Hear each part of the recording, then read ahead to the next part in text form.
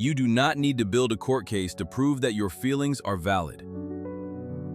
Many of us approach difficult conversations as if we are standing in front of a judge. We bring evidence, we bring witnesses, we prepare opening statements and closing arguments. We believe that if we can just present enough logic, the other person will finally rule in our favor. We think that if we explain our hurt perfectly, they will grant us permission to have boundaries. But in your personal life, there is no judge. There is no jury. And most importantly, you do not need a verdict to be safe. When you feel the desperate need to explain your basic rights to someone who is committed to misunderstanding you, you are caught in a specific behavioral loop. It is a defensive cycle that leaves you exhausted, confused, and often further away from a resolution than when you started. This cycle is driven by a habit that psychologists and relationship experts call JADE. This stands for justify, argue, defend, and explain. It is a communication pattern we often learn in childhood or in high-conflict relationships to survive. But in adulthood, it becomes the very thing that gives away our power. To understand why we do this, we have to look at the power dynamics of a conflict. In a healthy relationship, explanation is a tool for connection. If you tell a secure partner that you cannot come to dinner because you are tired, they hear your need and they respect it. In that context, explaining is safe. It builds intimacy. But in a toxic or dysfunctional dynamic, the listener is not listening to understand you. They are listening to find a loophole in your reasoning. When you start to jade, you are operating under a false assumption. You assume that the conflict is happening because of a lack of information. You think, if they just knew why I felt this way, they would stop hurting me. So you provide the information. You justify your choice. You explain your history, but the other person does not stop. Instead, they take that new information and use it to construct a new argument. You are trying to build a bridge, but they are playing a game of chess. Let's break down the acronym to see exactly how this plays out in real time. The J stands for justify. This happens when you feel you need a good enough reason to say no. You cannot just say you don't want to go to the event. You have to list your physical symptoms, your work schedule, and your previous commitments. You are looking for external validation that your no is acceptable. The problem is that a person who wants to cross your boundary will never agree that your reason is good enough. They will debate the validity of your excuse rather than respecting your decision. The A stands for argue.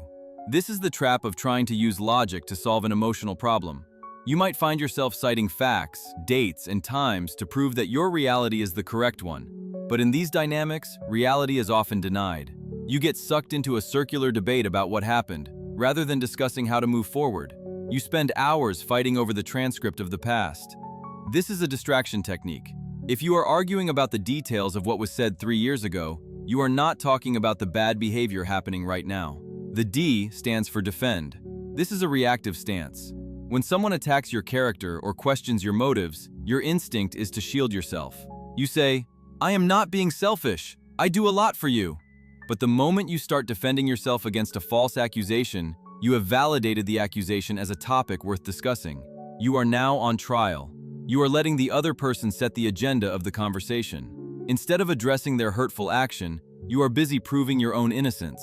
The E stands for explain. This is perhaps the most painful part of the cycle, because it comes from a place of vulnerability. You explain your feelings, your trauma, and your intentions, hoping to trigger empathy. But in a power struggle, your vulnerability is not received with care. It is often viewed as weakness. Over-explaining signals to the other person that you are not sure of yourself. It signals that your decision is up for negotiation. If you have to explain why you deserve respect, you are implicitly agreeing that your respect is something that can be debated. This cycle is exhausting because it relies on the belief that you can control how another person sees you. You believe that if you just find the perfect combination of words, you can force them to see the light. This is an illusion of control. You cannot explain someone into respecting you. You cannot justify someone into loving you correctly. The more you talk, the more you deplete your own energy reserves, leaving you with less strength to actually hold the boundary. We often develop this habit because we were trained to believe that our no was dangerous. In many dysfunctional families, a child is not allowed to have autonomy. If you disagreed with a parent, you had to have a watertight argument or you would be punished. You learned that silence was interpreted as rebellion. You learn to talk fast and give details to avoid conflict. You learn to fawn as a trauma response. Jading is essentially verbal fawning. It is a way of saying, "Please don't be mad at me for having a self." The danger of this pattern in adulthood is that it gives the other person ammunition. This is a crucial insight. When you offer a detailed explanation for your boundary, you are handing the other person a map of exactly where to push to make you collapse. If you say, "I can't lend you money because things are tight this month," you have given them an opening. They can now argue that you spent money on coffee yesterday, so things can't be that tight. They can offer to pay you back next week.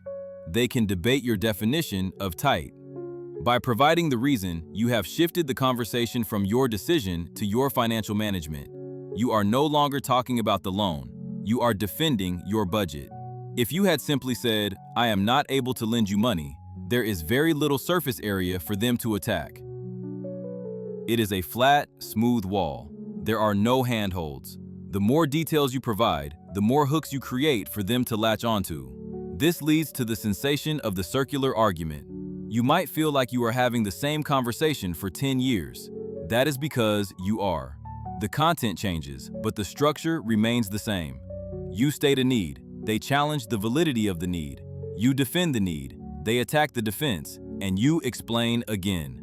This loop is designed to wear you down. It is a war of attrition.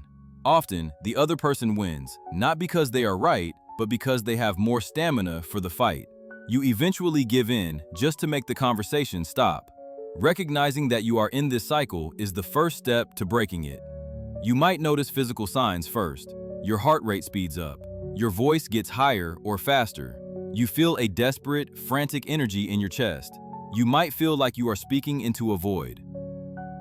These are your body signals that you have entered the JADE zone.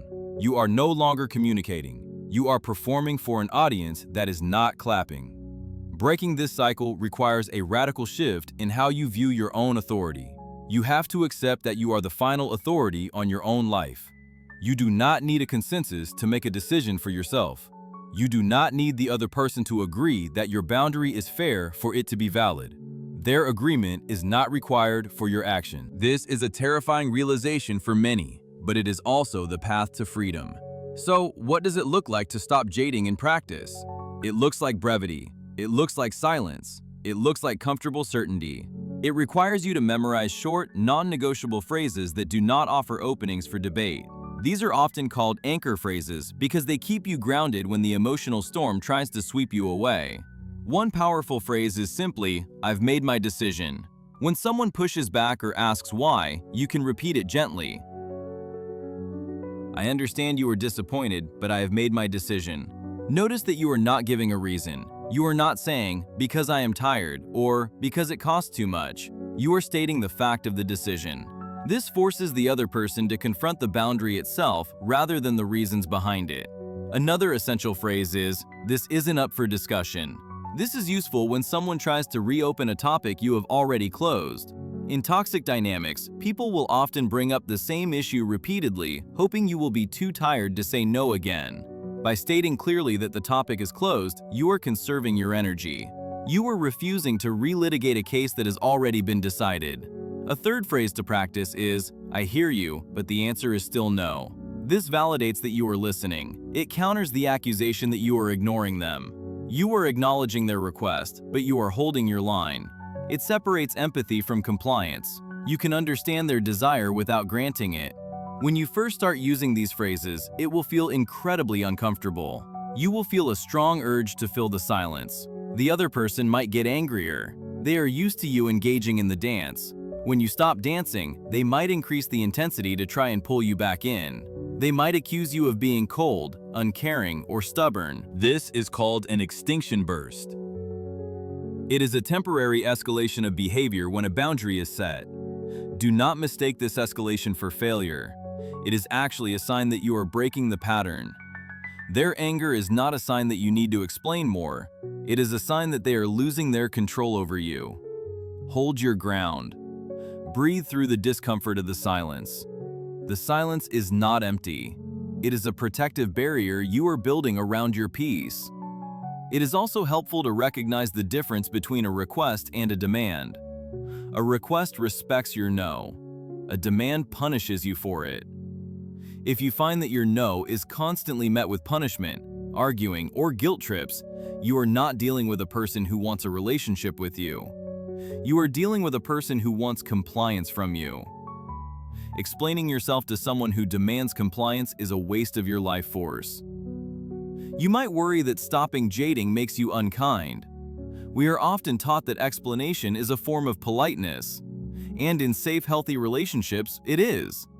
But kindness to others should never come at the cost of your own dignity. It is not kind to yourself to stand trial for your own needs. It is not kind to the relationship to engage in fake, circular arguments that breed resentment. True honesty is clear. True boundaries are clean. By removing the clutter of justification, you reveal the reality of the relationship. If the relationship cannot survive your no, then it was never sustained by mutual respect. It was sustained by your submission. Seeing this truth is painful, but it is better than living in the fog of constant defense. The ultimate takeaway is simple but revolutionary. Your no is a complete sentence. It does not require a footnote. It does not require a bibliography. It does not require a witness. Your internal experience is sufficient evidence for your choices. You are allowed to want what you want. You are allowed to dislike what you dislike. You are allowed to draw a line in the sand without apologizing for the fact that the line exists. When you stop jading, you step off the witness stand and back into the driver's seat of your own life. You reclaim the energy you were wasting on defense, and you can use it to build a life that actually feels good to live. You stop trying to convince others that you exist, and you simply start existing. That is power.